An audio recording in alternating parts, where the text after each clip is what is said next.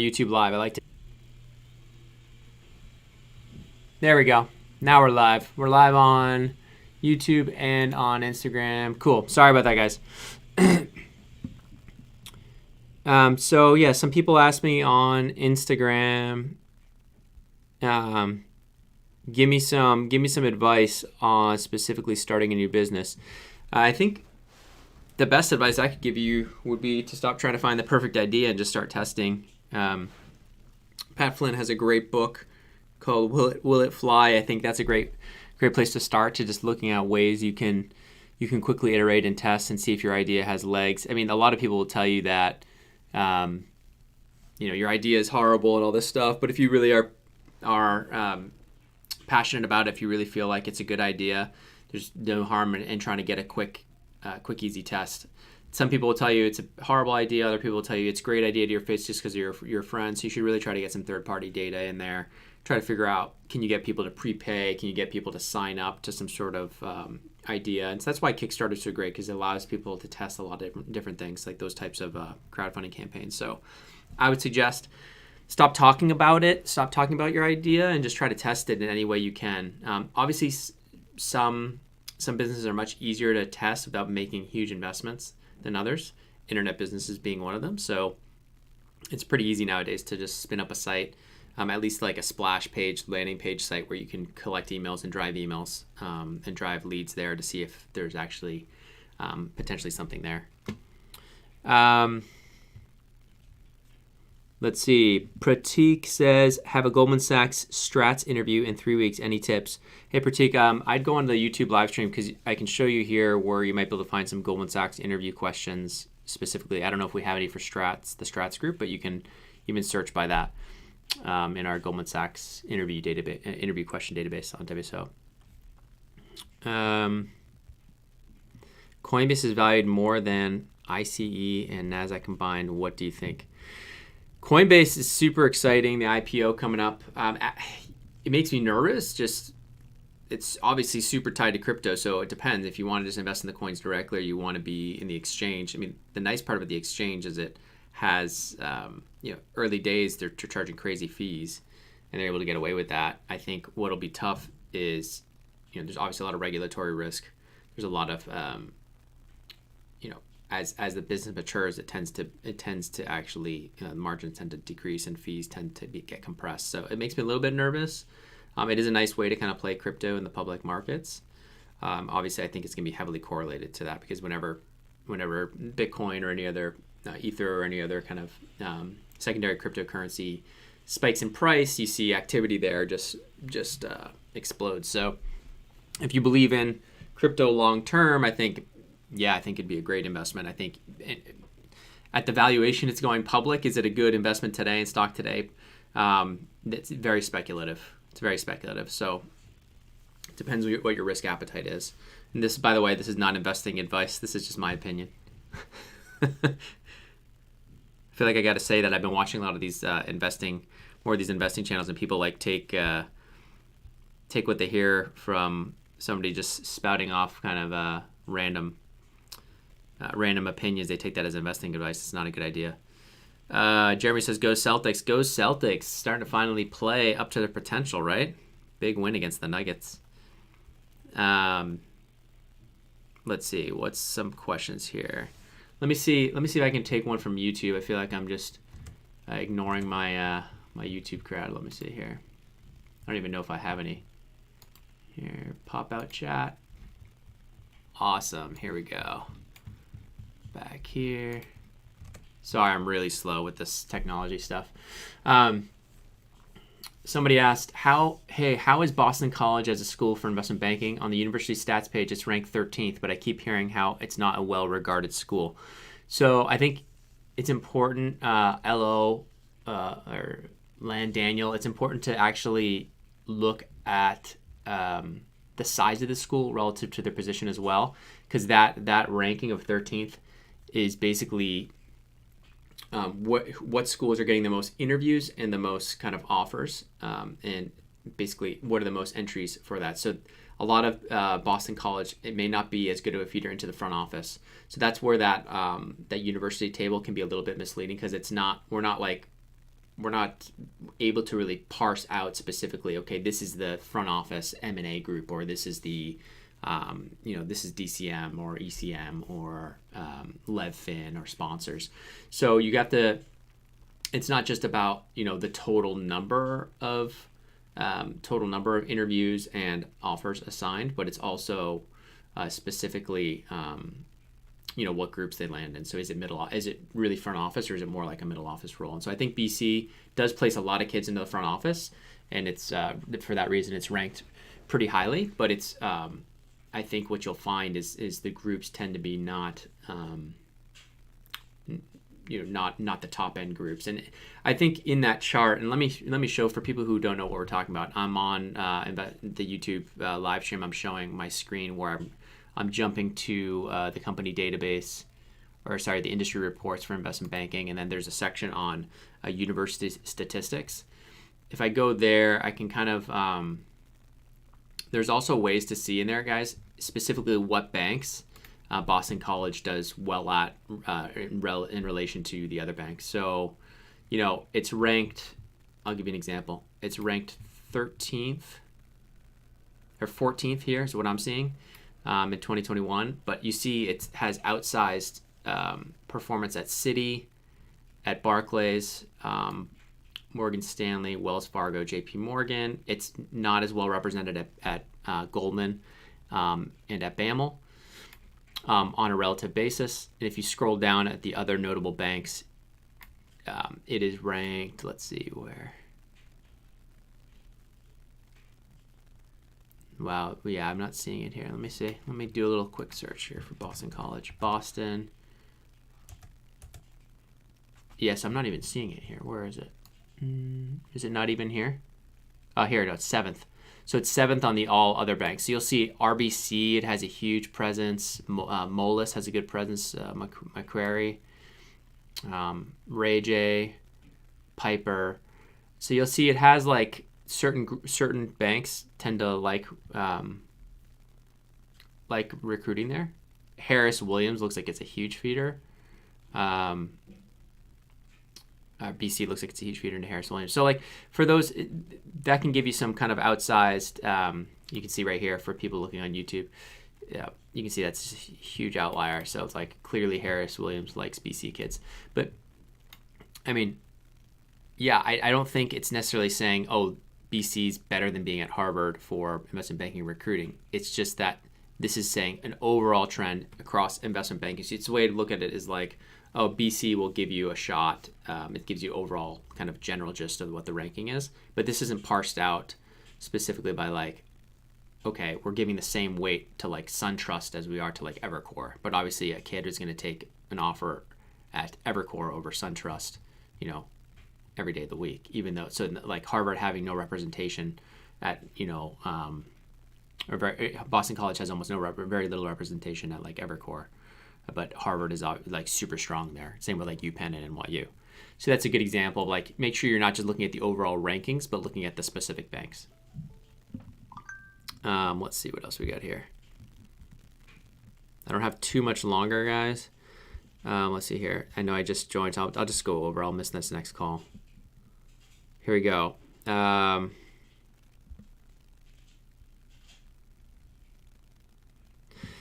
Richard says, how hard is a middle market, think William Blair, lateral to a bulge bracket or elite boutique?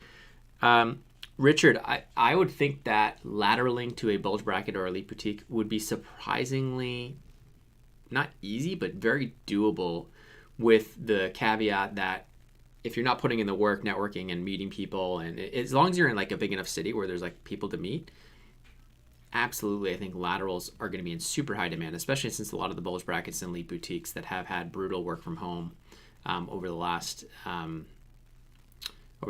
year with COVID, especially since a lot of the kids are burning out and leaving really earlier before their analyst stints are done.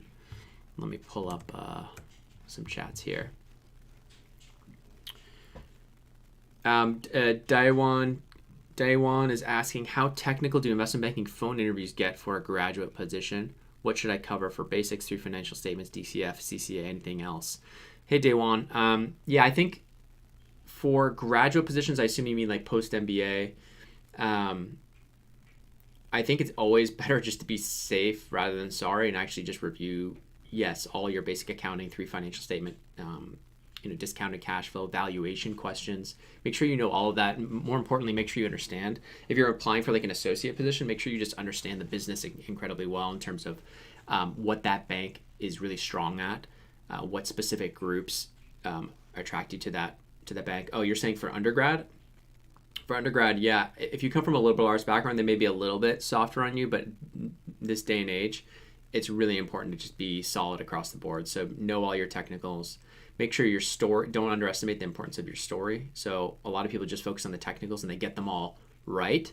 But if you come across like a robot, or worse, your behavioral questions sound like they're just canned, or like you just memorize them from the WSO course, the samples that we gave you, that's not a good look, because they've heard those. So it's like, those are examples, and it shouldn't be taken and like memorized and given word for word. It's important to make them your own. It's important to make sure you are giving examples rather than just saying, I'm a really hard worker. Well, don't tell them, show them through examples, with your coursework, with your with your leadership in whether it's athletics or different student groups or whatnot. I think that's super important, and that can set you apart as long as you're kind of personable, you're making good eye contact, you have good body language, all that good stuff. But yeah, you should definitely know through financial statements, valuation, DCF, exactly. Yeah, you need to be able to walk through, discounted cash flow analysis. I think you should at least be somewhat dangerous on an LBO, stuff like that.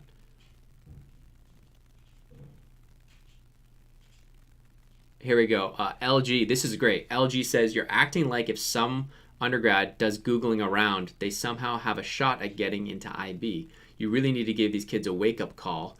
There's way more nepotism than you disclose. LG, thank you for this criticism, this constructive criticism. He says, I think the whole program you run is really unethical. So, LG, I think the problem you have is you feel like I'm making this, I'm saying that basically anybody can get in. Is that the criticism? That a lot of it has to do with nepotism, meaning like family members and stuff like that. I think that was a much bigger problem probably 30, 40 years ago.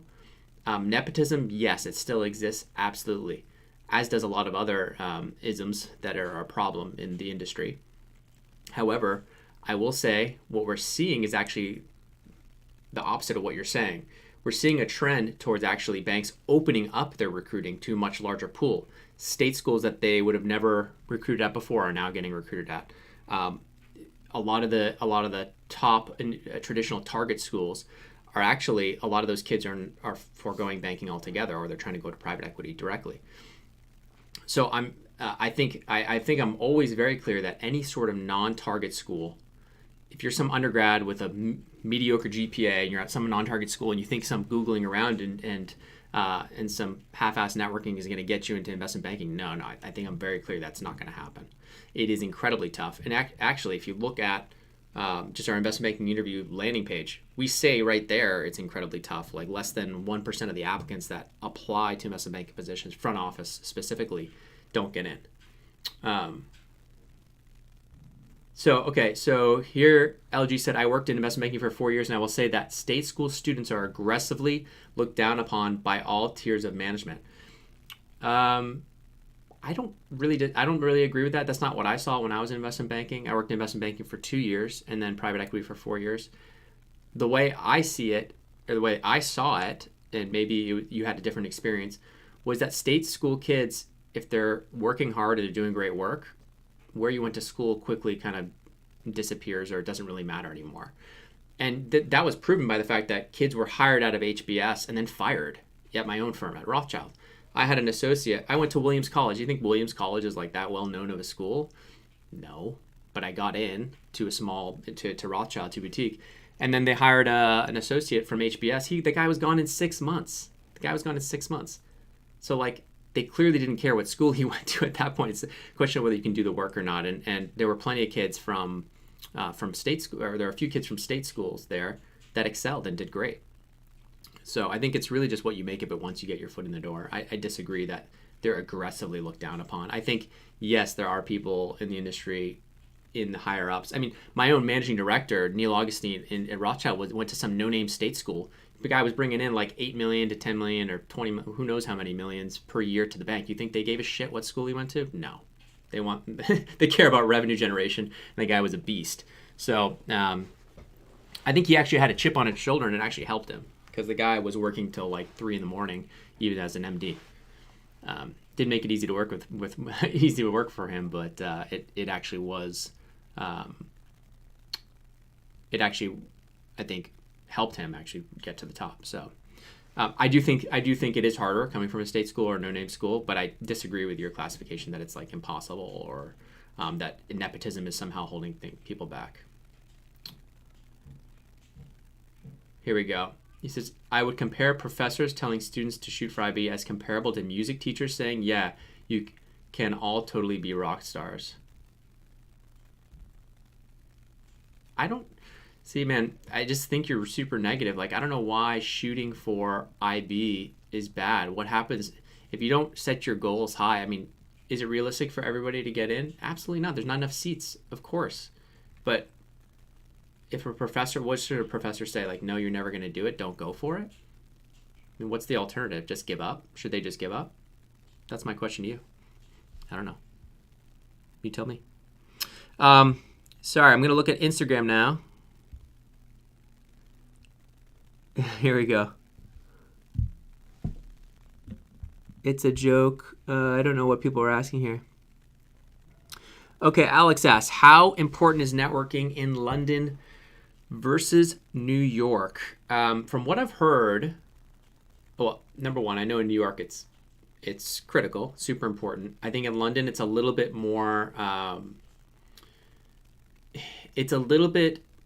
like not looked down upon, but it's less aggressive. So they're still going to point you through the traditional recruiting channels, but what's going to happen is typically if you're not going to like somehow get some leg up through someone like vouching for you directly to like the hiring manager, for example. So like I still think networking is absolutely critical in London because you can still hear about roles you wouldn't hear about otherwise. And I think that's an under emphasized point about networking. It's not just about like asking them when a job comes up on a job board, you're there and you're like, hey, can you get my resume in for the interviews to somebody you know internally. It's actually much more importantly is you're learning about positions that are never even marketed on whatever platform. So if you're not talking to people constantly, not just when you need the job, but you're actually talking to them specifically when you don't need the job and just building relationships and learning about what they do at that specific firm,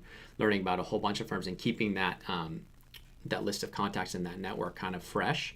And when I say fresh, I'm not expecting you guys to call these people like once a month or even once every 3 months, like once or twice a year.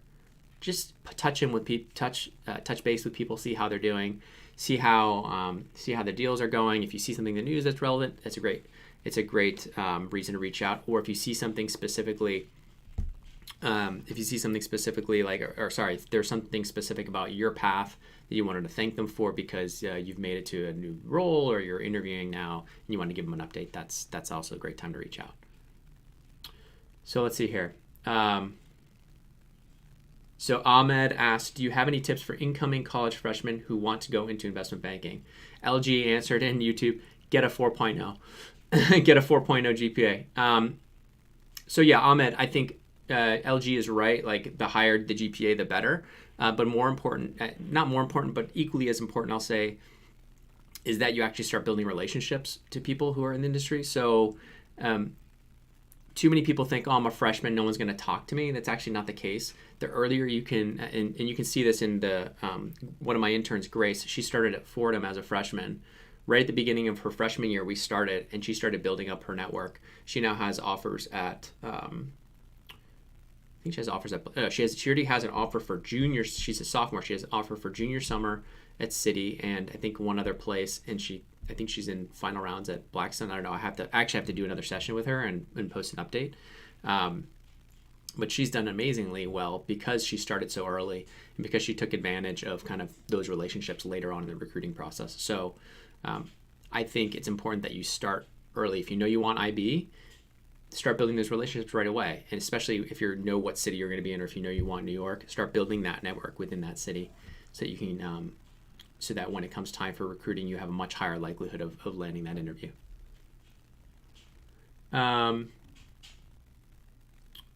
Let's see here. KPS, thoughts on financial engineering programs. KP, I wouldn't want to like mislead you. I don't know that much about the financial engineering programs, so I don't want to comment on that. But I'm sure there's, if we go to WSO, let's see, financial engineering. There's probably there's a lot of discussions on financial engineering, so I would check those out. And then what's interesting, what's good is if you find good stuff or any good discussions on this, so like 44 comments right here, this might be a good thread to check out. I would, you can also look at people who seem the most knowledgeable within a thread and actually try to private message them, give them a ping and say, hey, can we hop on a call and chat about, I have some more questions about some of the specific programs. I think that's a great way to leverage WSO in the community. Just try to find out who are the most knowledgeable people, and people are surprisingly responsive. Some of the top users always ping me and they say, wow, I'm on the phone, like, helping kids and networking and all that. Let's see what else we got here from Instagram. We'll do a few more and then we'll call it.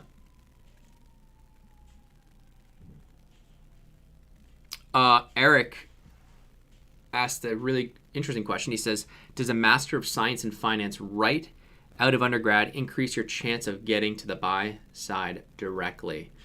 Eric, I would say, and I'll kind of look down, I'm talking here to YouTube, but for the question, I would say probably not no. I would very much doubt that getting a Master's in Finance would help you get to the buy side directly. Buy side being, I assume you mean like private equity or hedge fund or asset management.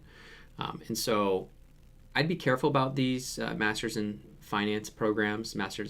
I think they can serve a purpose for someone who knows what they want and just needs a quick reset to kind of have another shot at recruiting. And I think it's very dangerous for international students that are coming to the U.S. expecting to be able to get a job in the U.S. Because it's very, very unlikely. And if you look at the placement stats, I think if you're an international student coming to a Master's in Finance program, it's very important for you to ask for the placement stats for the international students, not just the program overall. And I think the other, so yeah, in terms of going straight from undergrad to a Master's in Finance, I would much rather you go to something related to finance, even if it's transaction advisory services at a Big Four, get some related experience. Or even work at a small fund somewhere trying to like do investments, or even a VC or an accelerator, a search fund. Get some of that experience on your resume where you're actually looking at deals and can potentially see a deal from start to finish would be a great way to some great experience to get on your resume if you're looking to kind of stay on the buy side. Let's see what else we got.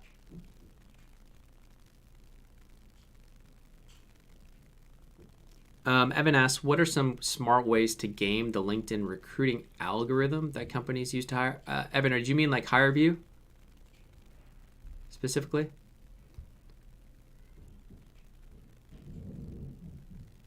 What's Simon Business School reputation for that matter? Eric asks. I think Simon has a good business school reputation. I would warn you from just going straight from undergrad to there, thinking that getting an MBA or a master's is going to solve your problems in recruiting. It won't. If you don't have your shit together, and by the time you're finishing up undergrad in terms of prepping for interviews, networking, and all that stuff, collecting degrees is usually never a good idea. The best return on your time is actually building relationships. Just is. If you're not comfortable building relationships, that's what you need to get over. That's what you need to work on. Not collecting more degrees, not going to a Simon School of Business or whatever. I mean, if it's a top business school like a top 7 business school, and you're trying to reset to go to get to banking or whatnot, then yeah, sure, go do that. It makes a lot of sense because you're gonna have a very high placement rate for those. But don't just go get a master's for the sake of getting a master's because you think you're going to get into the buy side. Going straight from undergrad or master's to the buy side is super, super rare already. If you're thinking like a master's from Simon school of business is going to get you private equity, that's just not going to happen. I mean, just ask them. Just go ask the placements that say, hey, did anybody make it into private equity? Ask which funds. And I can pretty much guarantee that it'll be, if not 0, maybe 1 or 2, which isn't great odds.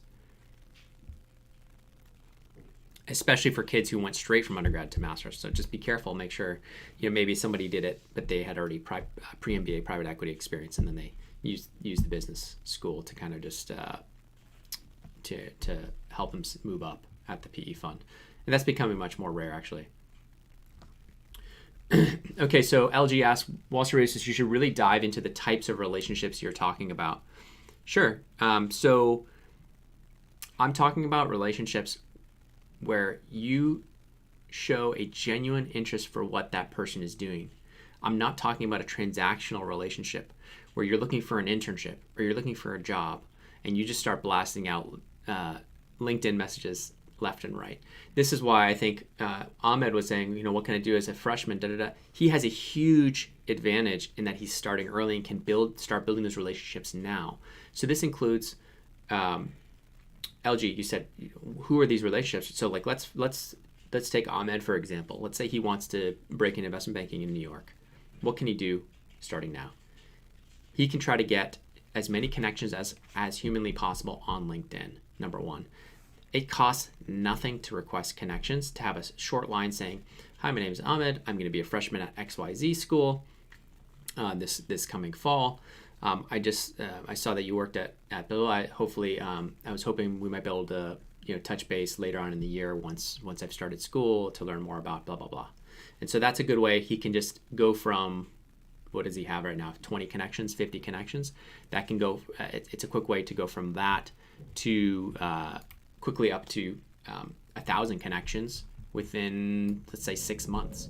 So now you say, well, what does it have? What's the value of having 1,000 connections on LinkedIn? Who cares? Okay, well, now they're first degree connections. And so out of that, now you can send them messages. So, well, how do you even get 1,000? Well, that means he needs to request about 3,000 to 5,000 to even get.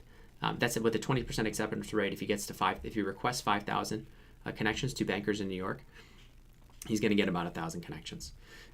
So why would that even matter? Who cares? You're right.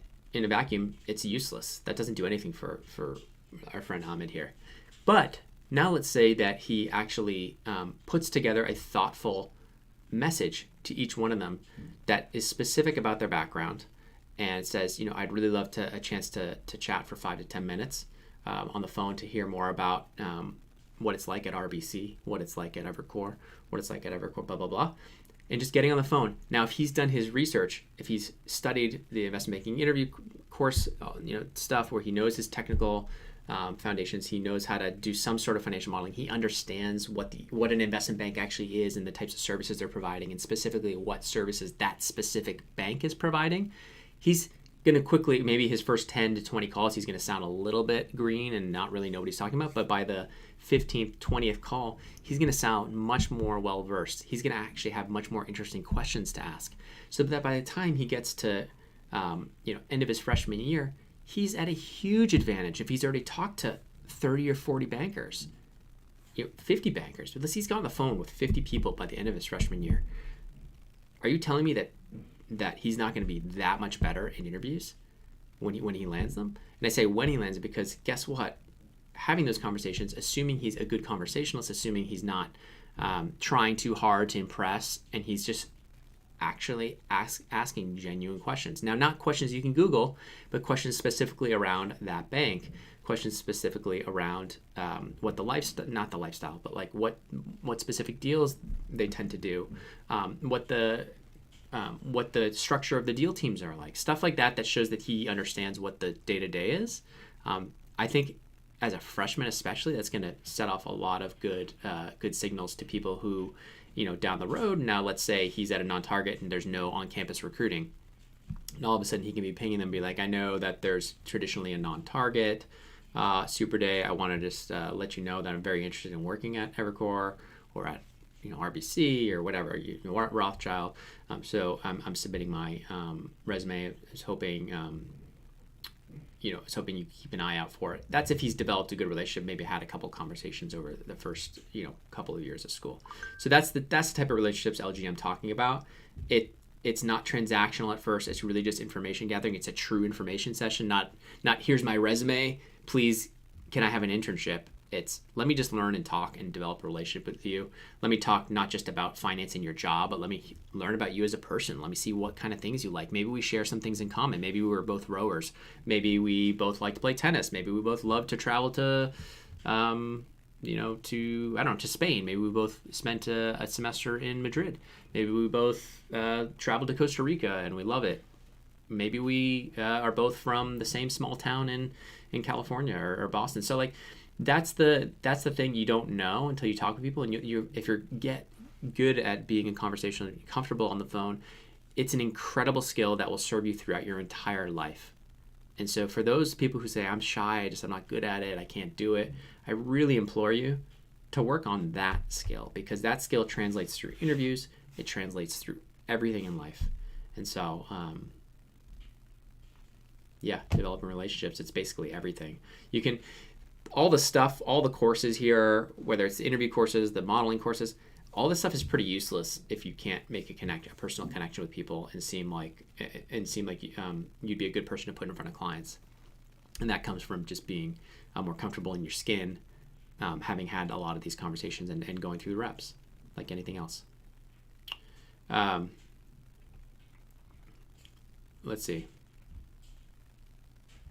LG says, I will say that the relationships that I made while networking for a job are almost meaningless compared to the relationships I have now. Well, LG, if you don't continue to foster the relationships, they're going to wither and die just like any other relationship. So the relationships you have now, why are the relationships you have now so strong? Because you're spending so much time with them, right? So that's natural. I mean, I don't know what you want me to say to that. How much does the choice of major matter for investment banking? Okezi asks. Okezi, it matters a lot if you come from a non-target. It doesn't matter as much if you come from a target school. That's the simple truth.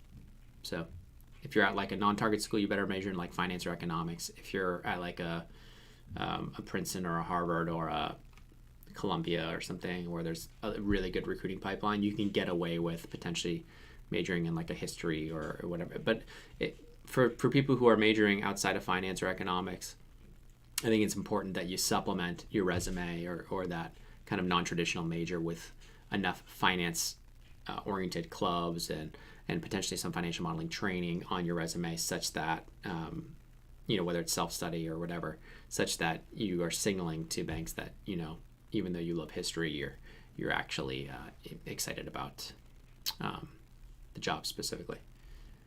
All right, everybody, I got to run. I'm late for a call, but thanks for joining this week's office hours. I will be doing it again next week. And sorry about missing last week. I was on vacation and I forgot to cancel it on the calendar. So hopefully this was helpful. And I'll try to make sure my technical difficulties get ironed out earlier next time. Thanks so much, everybody.